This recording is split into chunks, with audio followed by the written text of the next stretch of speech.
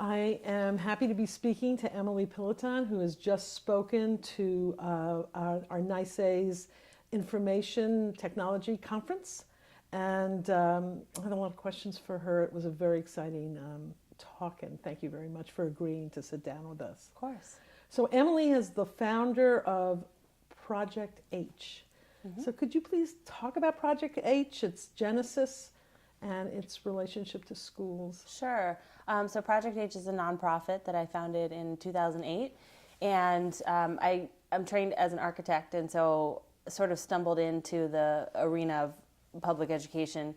The nonprofit was founded with this idea that the practice of design and architecture could have importance and influence and meaning within things outside of design. So public education, public policy, in looking at social issues. And so the genesis of Project H really came from my design background, and slowly over the years became intertwined with public education through a number of partnerships.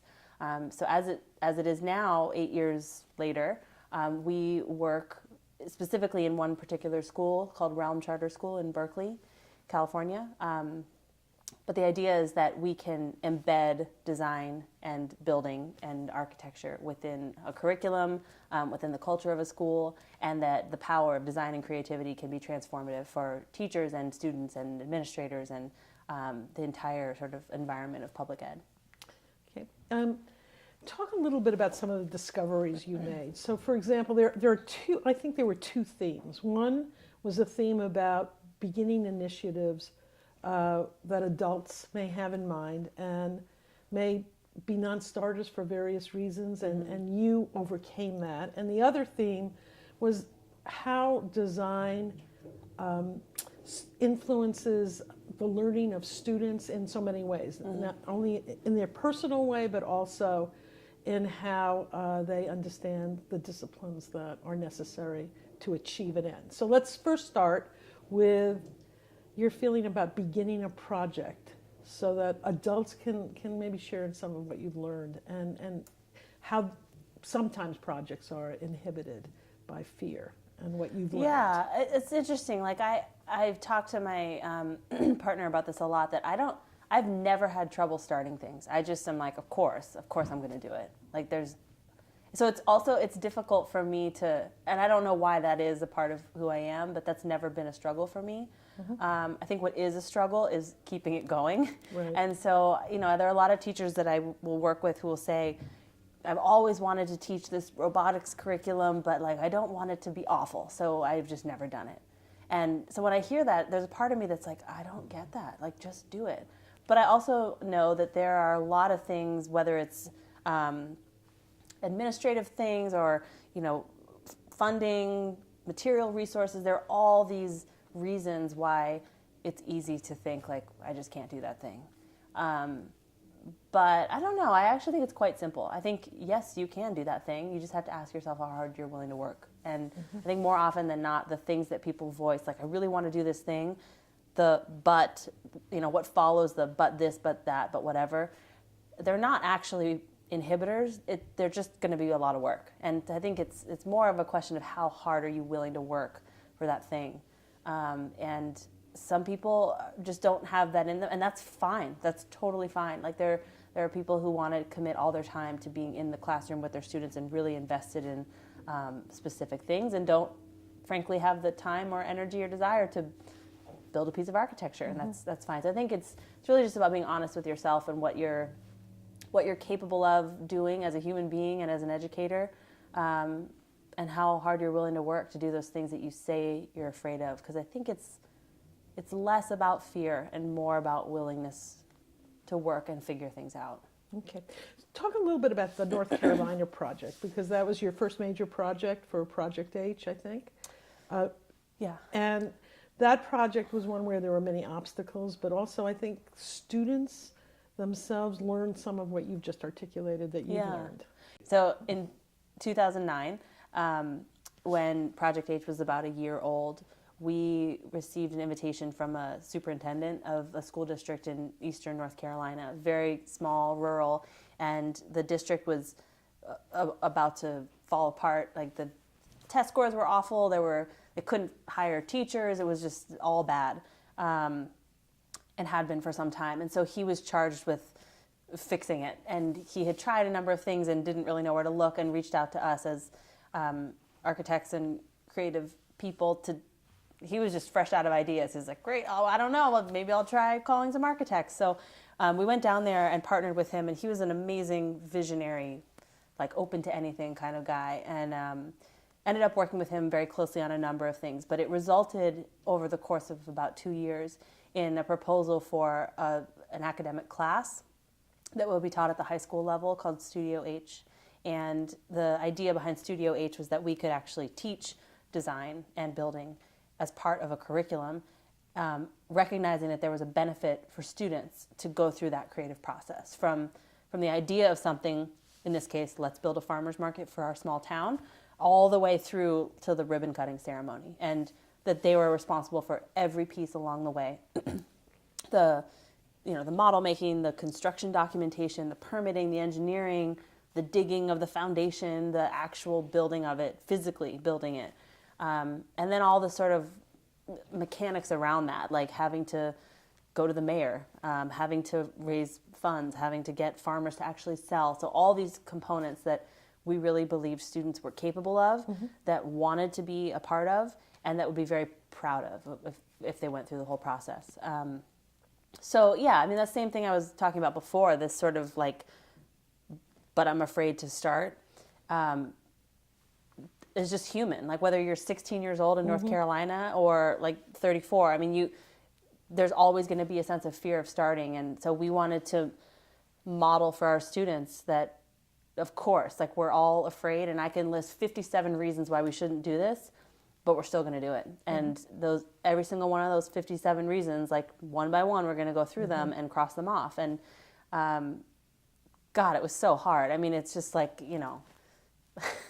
incredibly taxing, like emotionally and physically, and for everyone. I mean, for the students, for everyone. But it was worth taking them through that process, because by the end, they were standing in a 2,000 square foot building that they built, that created jobs, that brought the community together, that was in architectural record, that like had all these validating things about who they were as people and their ideas.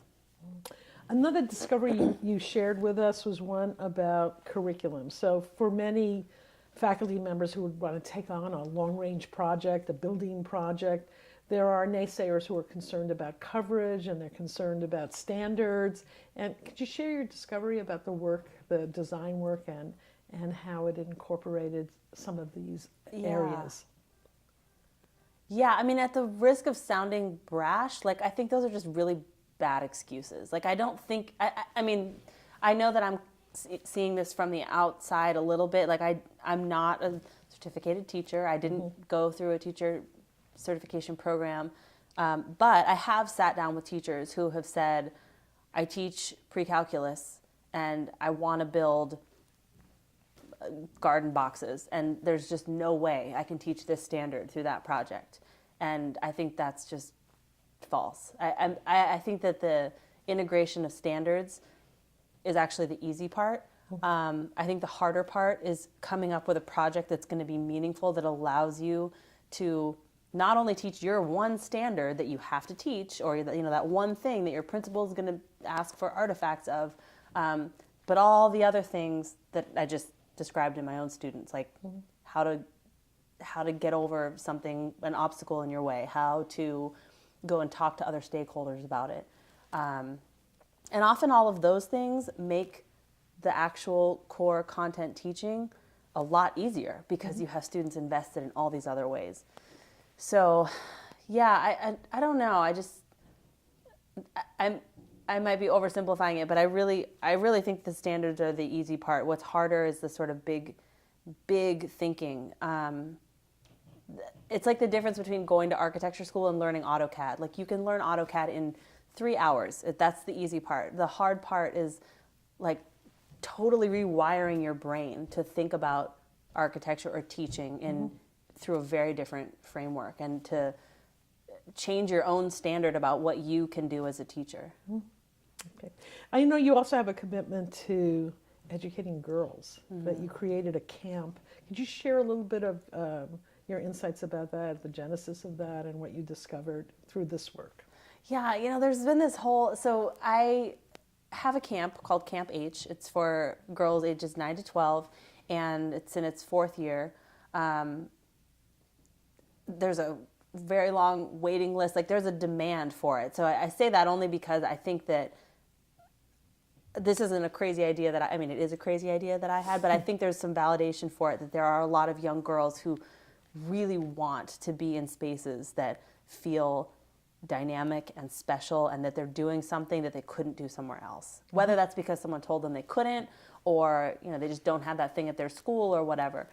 But personally, over the course of my life, and then more specifically in Project H, I've observed that both as a female builder, designer, teacher, and for my female students, there's a slightly different way in which they or we approach the work, can be treated by others in the work. We all know the statistics about girls, and specifically girls of color in STEM industries, is highly disproportionately represented. So all those things just sort of coalesced into this idea to create a space where girls could do all the things that are traditionally unavailable to them, like welding as a 10-year-old girl, learning how to change a flat tire, like things that no 10-year-old really needs to know how to do, but it's pretty awesome that they do. Last question. Yeah. Why the letter H? Okay, so when I was starting to think about starting this organization and had no business plan or understanding of how to do that, I remember writing down just some key words that I wanted to be a part of the organization in some way. And so I had written design initiatives for, and then these bullet points, and it was humanity, habitats, health, and happiness. And I was like, oh, those all happen to start with H. So in my head, it was just like, I guess I'll call it that for now. And then it just sort of stuck. So that was, another example of not being ready to start, but I just kind of did it. Is that what I would name my organization now? Probably not. But at the time, it was the thing that allowed me to wrap my head around what it was going to be. And then since then, interestingly, it has been, students will say like, H is for hammer or hands or heart or Harvard or whatever. So they kind of bring their own meaning to it also, which is always fun to see what they tack on. But it started as just a bunch of words that I really, really wanted to be a part of my practice, and the brand kind of grew out of that. All right. Well, thank you very much. Thank you for your time. Thanks.